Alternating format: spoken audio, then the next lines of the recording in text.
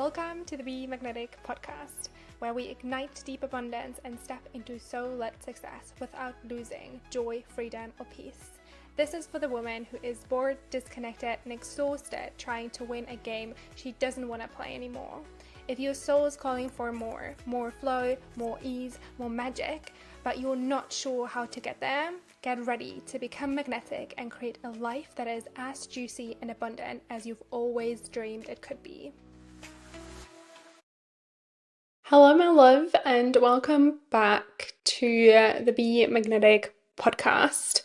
Excited to tune into today's conversation around how we can balance the masculine and the feminine energies, because as you know, both are equally perfect, equally needed and amazing in their own rights. And I think that from a balance, there really emerges the most beautiful result, as opposed to if we go into one of the other extreme. So if you used to hustle or chase or get shit done, always try to stay on top of your to-do list and really stress about not getting everything done that you needed to be getting done in a day. If you prone to overwork or overthink, overanalyze, or on the contrary, if you're like procrastinating all the time, if you like think you're lazy, or if you feel like you're flowing too much, you don't have enough structure, this episode is for you. We're gonna try to balance these two extremes and kind of find a middle ground between how we can, be disciplined, dedicated, take action, be strategic, and consider logic without sacrificing the flow and the creativity and the intuition. Because I really live by this belief or the saying that nothing in excess is really good.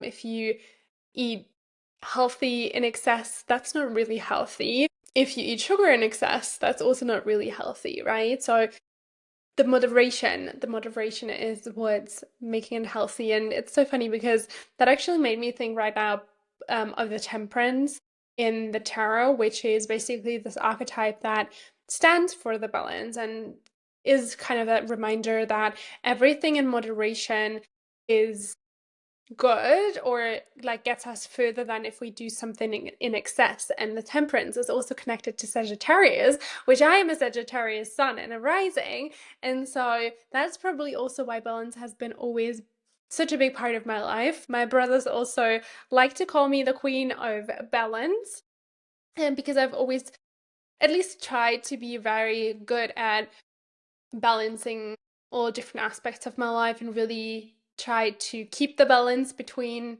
all the hats that I'm wearing, all the things that are important to me. And I think I did pretty good so far. But anyway, there was times also where I tended to one or the other extreme. Like, for example, when I was living in Portugal, I told the story a couple times. I would push a lot, and I would really over plan, right? Like, I would put every tiny detail into my calendar, and I would really be very punctual. And like, when I said I was gonna be finished by 12 p.m. with one certain thing, I was finished at 12 p.m. with that one certain thing. And so I really lived in a very rigid way with this, which in many ways helped me to do all these different things that I was doing at the time, with like studying, working as a surf instructor, having, my own business and my passions, and like traveling and school and all these things. It was very necessary, but it also led me to kind of push a bit past my limits. And basically what happened was a natural basically counter reaction of like me living so much in my masculine, with like being so structured, being so organized, really being so disciplined and dedicated to like do the things. So I wouldn't allow myself to really rest or say no to something. I was like, I was waking up at 5 a.m., went for a run, did my workout, then I went for a surf, then I had my healthy as F breakfast, then I went to school, Then I came home and like I did another workout, worked on a business, wrote a blog post, went surfing again, had dinner, and like I did all these things, right? You know, that's what my days looked like. Uh, it served me well in many ways, but it also had this counter reaction of like me losing my period. So I didn't have my period for probably like 3 years or something at the time. So I lost it when I was like 19 and a half or something. And then it came back when I was like 22, 23, something around that. I had it like a couple times in those years, but never regularly. And most of the months I didn't have it. And that was because I was living so much in my masculine, and at the time I didn't connect the dots, right? But now it makes sense because I was so in my masculine, which again helped me achieve a lot because I was able to follow all my passions without compromising anything, although I had limited time available. But being too much in the masculine cost me everything that was left from the feminine, which was, as a woman, my period, right? So that is kind of how that showed up in my life. And I then got to a point where I was like, okay, I need to find back into moderation. I need to rest a little bit more because this isn't healthy, right? It's not actually healthy to not have my period. For a time, I was actually fine with it because I didn't see it as a big deal. I was like, okay, the doctor's like, it's fine. It's like you've got a lot going on, that's the reason, so there's nothing wrong with it. But then I was thinking a bit more about it and I was like, okay, this is actually not normal. This is not natural. This is not how it's supposed to be. And so that kind of got me thinking, that kind of got me into this way of like finding back into a bit of a balance. So our conditioned default is the masculine because our society, our whole system, our whole world runs on masculine energy. That's what we are taught as children, especially in our Western world. I see this with my stepdaughter now because, like, her coming from a bit of a different kind of background, they're like this performance, this isn't so nurtured in children at that age, whereas here it's very nurtured and she's got actually difficulties adjusting because here's so many rules, there's so many things that you need to do, so many responsibilities, even as an 8-year-old, so much more than what she's used to, right? So that's what society is teaching us from a very young age, to be disciplined, to be dedicated, to get shit done, to be productive. So that's our conditioned default. That's how we best operate because we don't know any other way. But our natural default, especially as women, is the feminine because we are women, because we're cyclical, because we're not meant to run on the same energy level every single day. But we kind of, that information got lost because we as women need to, you know, survive in a male or masculine dominated world, not necessarily in terms of like leadership and like the actual gender, but like we're, as cyclical beings, live in a non-cyclical world, basically, in a broader sense, or like a society, because the world in itself is cyclical. I know you get what I'm trying to say. So that is really important to realize because then we can, one, acknowledge that the way we've been operating isn't wrong or anything, and it does serve us in the world that we live in.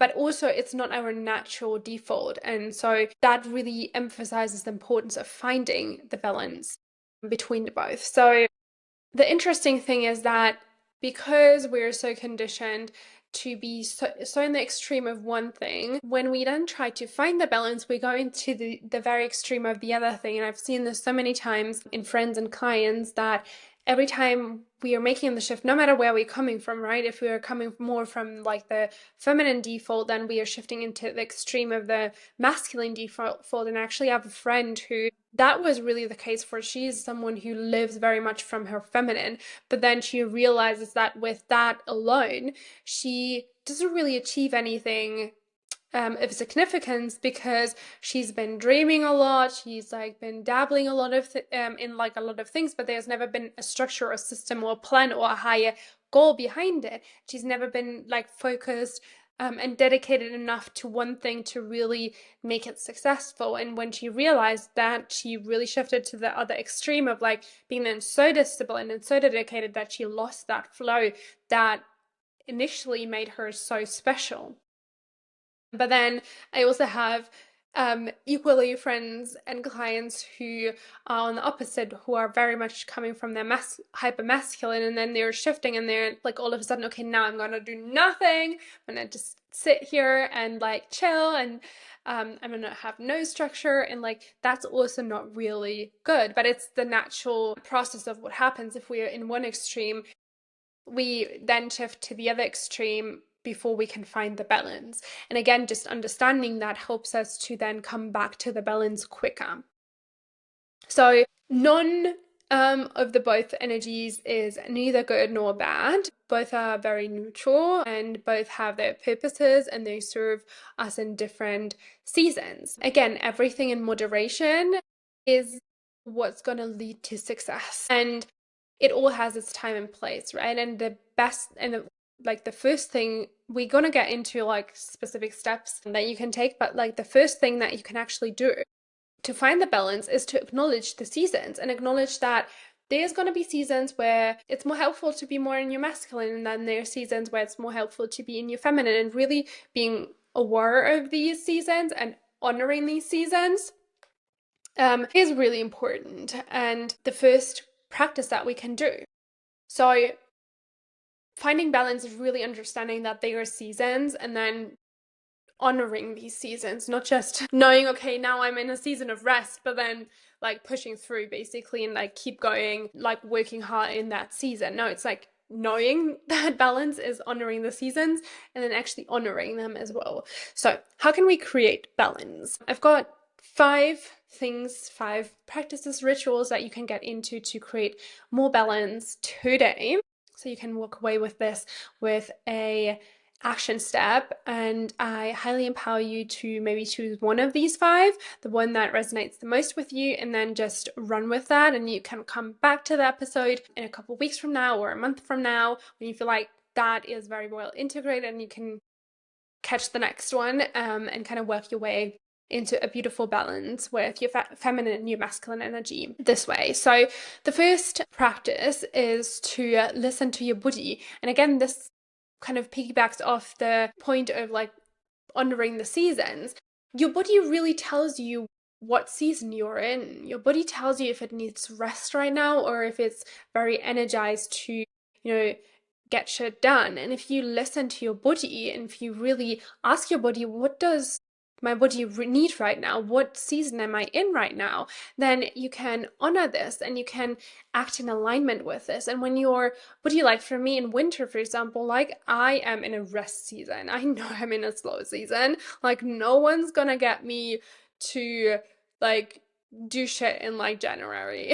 Like I want to just rest, and I honor this because my body needs it. But then when like April comes, I'm like so energized, I'm so ready to get shit done because it's like spring energy and I'm like ready to clean, ready to do stuff, and I'm honoring that.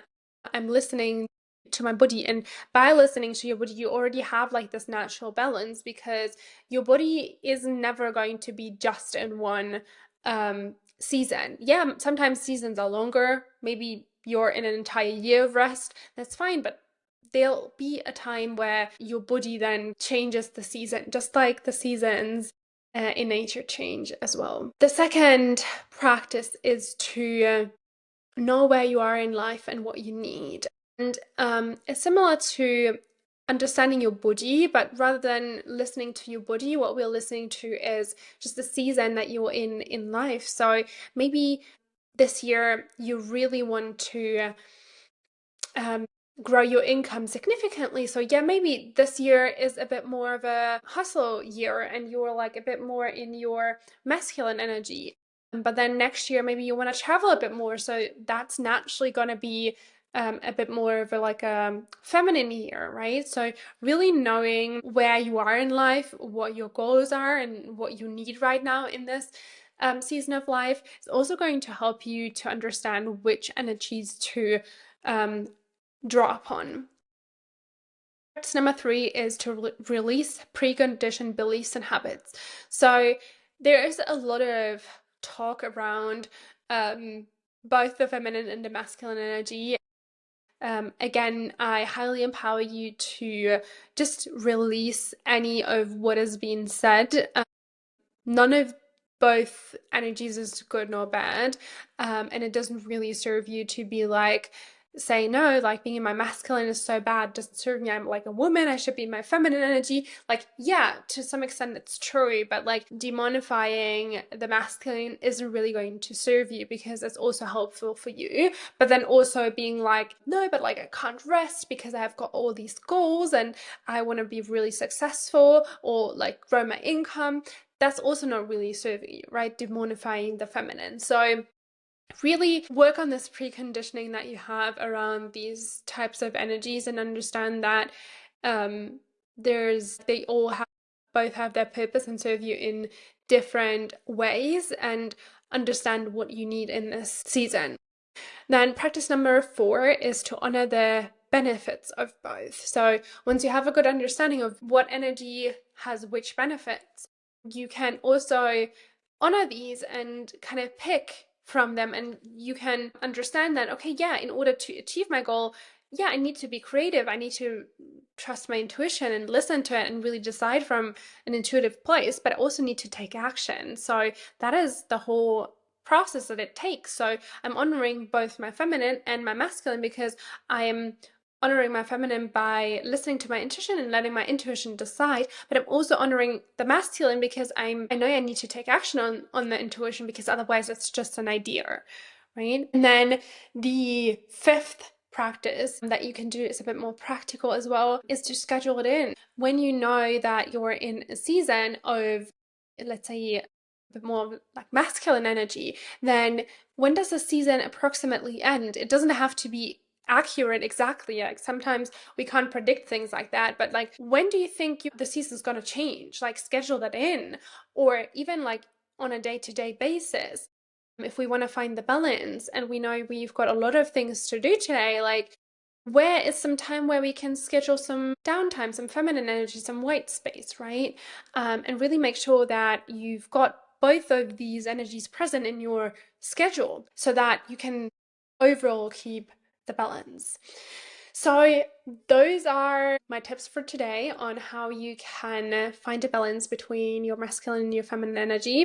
I hope this was helpful. Again, pick one of these, the one that resonates the most with you, and run with it. And then you can come back or note the others to get back into those ones you've established some more of a habit with, the one that resonates the most with you right now. There's incredible free resources as well in the show notes, so make sure to stop by. And I've also linked a couple episodes that I highly recommend you to dive into if you want to keep listening to the podcast. Topics that kind of come off of what we just talked about, which I think will be really helpful for you on your journey. So make sure to check the description below, and I see you next time.